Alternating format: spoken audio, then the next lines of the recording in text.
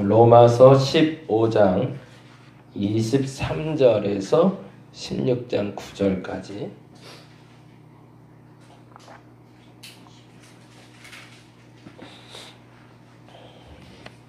다 같이 한 목소리로 읽도록 하겠습니다.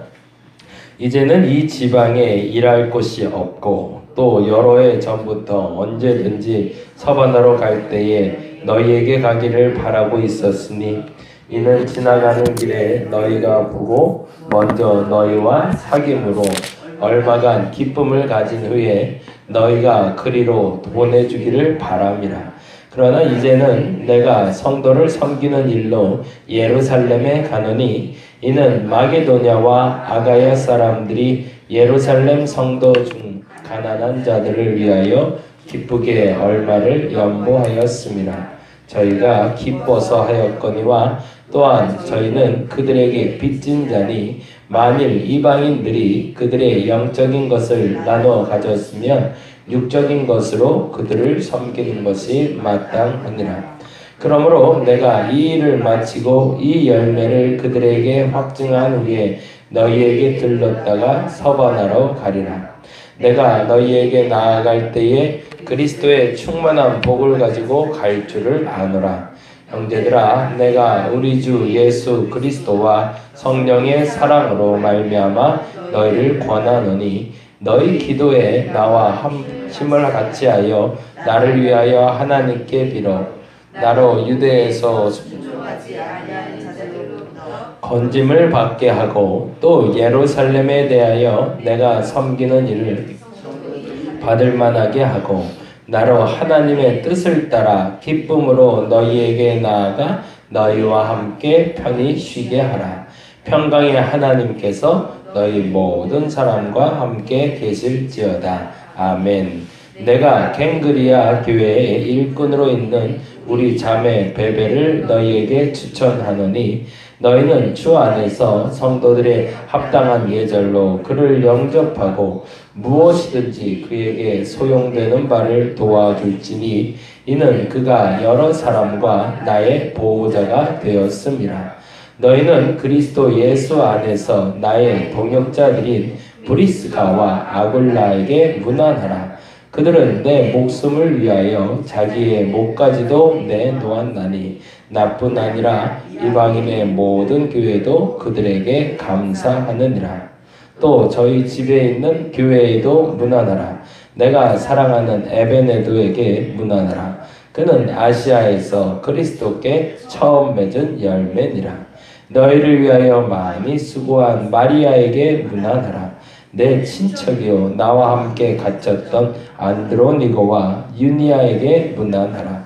그들은 사도들 중에 사도들에게 존중이 여겨지고 또한 나보다 먼저 그리스도 안에 있는 자라. 또 주 안에서 내 사랑하는 암블리아에게 문안하라. 그리스도 안에서 우리의 동역자인 우르바노와 나의 사랑하는 스타고에게 문안하라. 아멘. 이제 마침 마무리인데요. 사실 이제 16장은 이제 끝인사, 첨부 정도로 보시면 될 것 같고요. 15장까지가 이제 모든 로마서에 대한 이야기의 마무리가 됩니다. 25절에 보시면 알겠는데 그러나 이제는 내가 성도 섬기는 일로 예루살렘에 가노니 라고 되어 있는 것이 사실은 이 성경이 시간 순서대로 기록되지 않았기 때문에 약간 좀 이렇게 뭐라고 할까요? 오해는 아니고 이렇게 정리가 안 될 수 있는 부분인데요. 맨 처음에 말씀드린 것처럼 이 로마서는 고린도에 있을 때 기록된 겁니다. 2차 선교 여행을 마치고 중간쯤에 이제 2달 정도 머물면서 그때 기록된 글이기 때문에 지금 이제 예루살렘으로 가는 그 통로에서 기록했다라는 것을 기록하고 있고요. 그래서 이제 사도행전과 서신서들은 같이 연결해서 보는 것이 굉장히 중요합니다. 아까도 기도하면서도 말씀드렸지만 하나님은 인생을 만드시면서 조각을 만들어 놓으신 것 같아요. 근데 그 조각들이 하나로 딱 짜여져서 만들어진 것도 아니라 전체적으로 흩어 놓으셨더라고요. 근데 사람들이 이제 그 조각 맞추기를 해가면서 인생을 만들어가기 시작하는데 신앙생활의 시작도 그 조각 맞추기를 잘하는 것부터 시작이 됩니다. 그래서 이게 얼그러지기 시작하면 그때부터는 신앙생활에 뭔가 문제가 발생하기 시작해요. 잘 안 맞는 조각으로 계속 껴맞춰 왔기 때문에 그렇습니다. 근데 이게 하나가 제대로 딱 맞아지기 시작하면 그때부터 이게 순차적으로 잘 맞아져요. 우리 둘째가 이제 조각 맞추기가 재밌을 때가 됐어요. 초등학교 1학년인데 그때까지는 이게 한눈에 안 들어오잖아요. 그게 굉장히 중요하더라고요. 조각 맞추기는 조각조각 하나가 어떻게 생겼는지를 보는 게 아니라 그 조각이 전체적으로 큰 그림이 어떻게 되는지를 보는 거잖아요. 예전에 이제 형이 하는 걸 보고 이제 따라하면서 우연찮게 하나가 맞으면 와 정도였는데 이제는 알고 맞추기 시작하더라고요. 어떤 방식을 쓰냐면 이제 어린아이인데도 그게 가능해. 테두리부터 맞추더라고요. 테두리부터. 이게 자기가 봐도 끝선이 뭔지를 아는 거예요. 예, 그래서 끝선을 먼저 맞춰놓고 끝을 맞춰놓으면 중간 부분에 이제 그림에 맞춰서 그래서 이건 눈, 이건 코, 이건 입 이렇게 딱딱딱딱 맞춰가서 어디가 비어도 그 큰 그림을 알기 때문에 맞춰갈 수 있더라고요. 신앙생활도 마찬가지. 신앙생활도 하나님이 내게 주신 큰 그림을 먼저 그리는 게 제일 중요합니다. 근데 안타깝게요. 우리가 왜 자꾸 실수를 하냐면 작은 그림에 너무 초점을 맞추고 있어요. 오늘에 너무 바빠요. 오늘 해결할 일, 오늘 문제를 해결해야 하나님 만나는 것 같고. 근데 안타깝지만 그 문제는 부수적으로 그 조각을 맞추기 위한 또 하나의 조각에 불과하다는 걸 우리가 잘 알고 있어야 됩니다. 사람을 만나는 것도 마찬가지. 사람을 만나는 것도 한 사람을 만날 때 그 한 사람이 어떤 통로 역할을 하거나 어떤 과정 역할을 하는지를 알고 만나야 되는데 안타깝게도 한 사람에게 모든 것을 다 쏟아 놓는 경우들이 종종 있는 것 같아요. 우리의 실망은 거기서 시작이 됩니다. 그 사람은 완벽한 사람이 아니거든요. 하나님 외에 예수 그리스도 외에 완벽한 존재는 이 땅엔 없습니다. 우리가 그걸 알매도 불구하고 자꾸 실수하는 이유가 그 사람을 완벽할 거라고 착각하기 때문에 그렇습니다. 제가 처음에 목회 나간 곳이 전라도인데요. 전라도에서 만난 친구가 있어요. 초등학교 6학년 때. 그 친구가 가끔 제 설교를 이거 영상을 본다고 그러는데 목소리 똑같네요. 목사님 가끔 그러더라고요. 이제는 중년은 아니고 이제 청년이 돼서 이제 결혼을 앞두고 있는 나이가 됐는데 초등학교 6학년 때 저를 만나고 그때 이제 두 가지 사건을 겪었어요. 첫 번째 사건은 뭐였냐면 이제 목사가 새로 왔으니까 전도사가 새로 왔으니까 구경하러 왔던 것 같아요. 교회. 제가 뭔가 싶어서.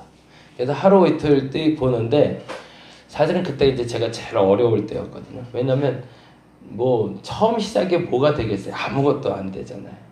그래서 한 2달 정도를 정말 아무것도 못하고 그때가 6월 달이었는데 장마 이맘때였던 것 같아요. 엄청 비도 많이 오고 그냥 할 게 없으면 어제도 오면서 그 생각했는데 덥네? 비가 많이 오네? 그러면 주시는 마음이 하나가 있어요. 더우니까 전도하지 말고 기도하라는 뜻이구나.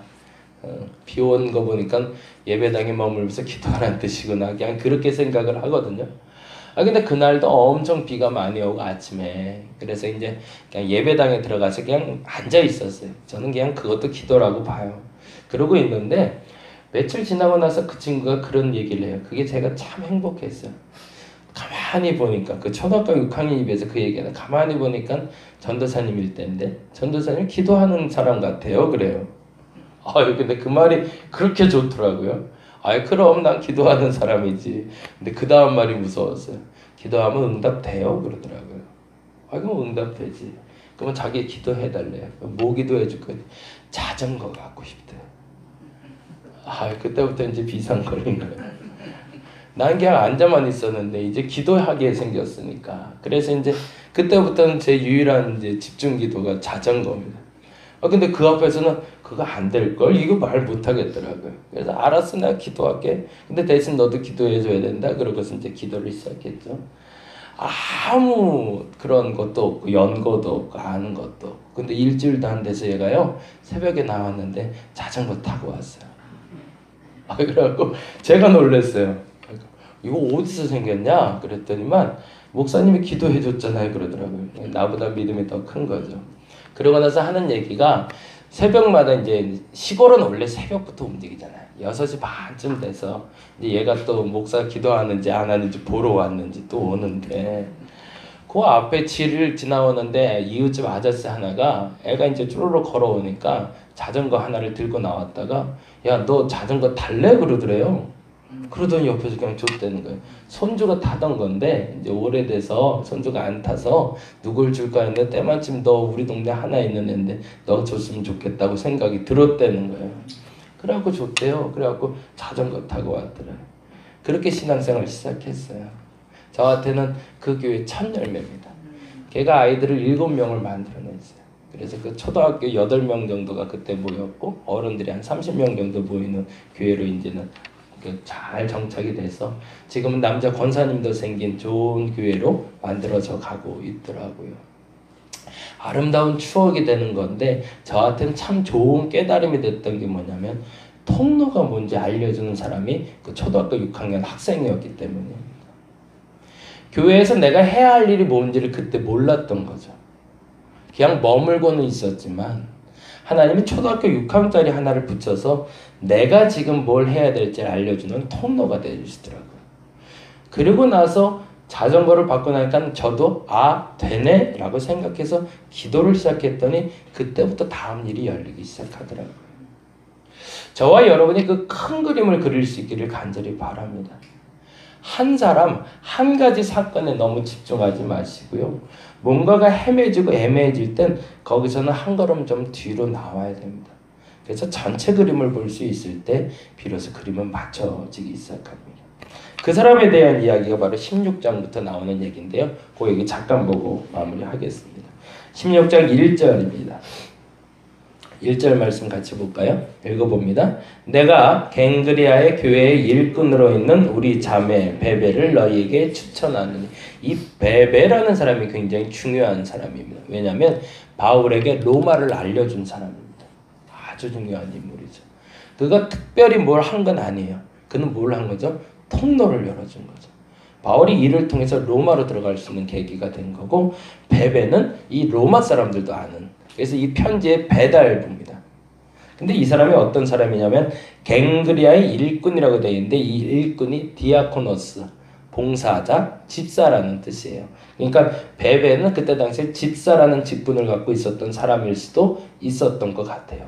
그러니까 이 갱그리아 교회에 굉장히 중요한 집사님이셨던 거죠. 근데 우연찮게 바울을 만나게 됐고 바울을 로마에 소개한 사람. 두 번째 중요한 사람이 나오는데 2절에 보니까 사실은 이 베베는 물질적으로도 좀 풍요한 사람이었던 것 같아요. 그래서 사도 바울의 보호자가 되었고 여러 사람의 보호자가 된 여인이다라고 설명하고 있습니다.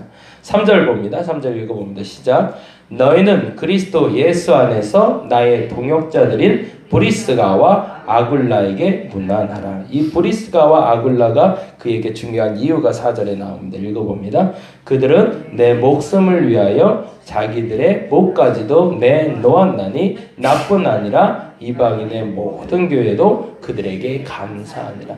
목숨을 걸고 함께할 만한 동역자였기 때문에 바울의 기억 속에 남아있습니다. 베베는 통로가 된 사람이기 때문에 그리고 브리스가와 아굴라는 나와 목숨을 나누는 동역자이기 때문에 그리고 세 번째 너무 중요한 사람이 나오는데요. 5절 말씀 읽어봅니다. 또 저희 집에 있는 교회에도 문안하라. 내가 사랑하는 에베네도에게 문안하라. 그는 아시아에서 그리스도께 처음 맺은 열매입니다. 에베네도는 아시아의 통로가 되준 사람이라는 겁니다. 각각의 사람들에게 의미가 있습니다. 그 의미를 찾아낼 수 있는 것이 바로 지혜입니다.